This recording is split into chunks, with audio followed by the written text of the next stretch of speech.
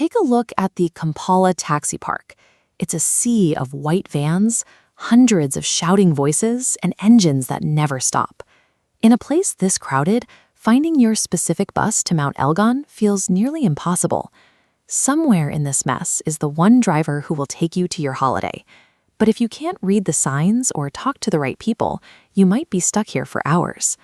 Pointing and hoping for the best doesn't work in a transport hub this big. To get where you're going, you need to use your English in a very specific way. This involves 4 practical skills: knowing how to find information quickly, giving directions that actually make sense, planning for different possibilities, and choosing the right tone for your paperwork. These aren't just school lessons.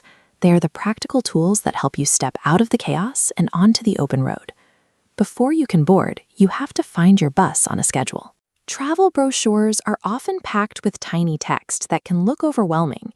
You don't need to read every single word like you're reading a story. Instead, you move your eyes quickly across the page, looking only for the specific numbers or city names you need. To find those details, look for short versions of words travel companies use to save space. For example, look for DEP and ARR. DEP stands for departure, the time you leave, and R stands for arrival. By ignoring everything else and focusing only on these short labels, you can find your platform in seconds instead of getting lost in the text. Now that you have your ticket, you still have to physically walk to the right bus stage. In a park this big, it's easy to get turned around. If you ask for help and someone just points into the distance, you'll probably still be lost 5 minutes later. Good directions need to be much more specific. The secret to giving good directions is starting sentences with action verbs, words that tell the traveler what to do. You tell them, walk straight, turn left at the corner, or board the bus. Then you anchor those movements to things they can see. You use words like past the post office or opposite the bank, so they know exactly where to stop. Combining an action with a specific location creates a path that is easy to follow, even when the crowd gets in the way. Even when you're finally moving, travel is full of choices. If there's a delay on the road, or if you see a beautiful town you didn't expect, you start making if plans in your head. We use if sentences to weigh our options. There are 2 ways we do this, depending on whether we're talking about a real plan or just a dream. If you are talking about something that could actually happen today, you use the present tense. This helps you figure out your next move. For instance, while you cross this bridge in Jinja, you might think, if the bus arrives late, I will call the hotel. That is a real possibility you are preparing for. But sometimes you use if sentences just to imagine things that aren't possible right now. For these imaginary dreams, we use the past tense.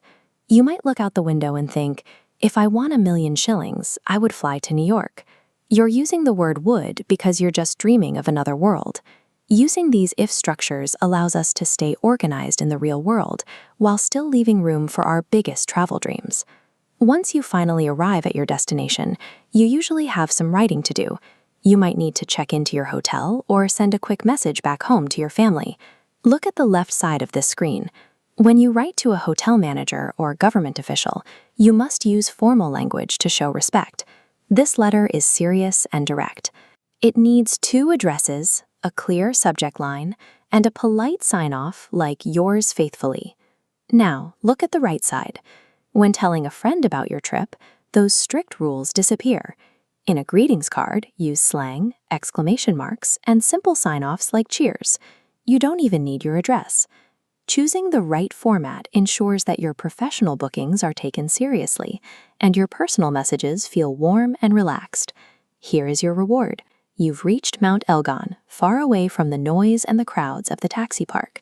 You got here because you knew how to find the right numbers on a schedule, give clear instructions to get to your platform, plan for your connection, and book your room politely.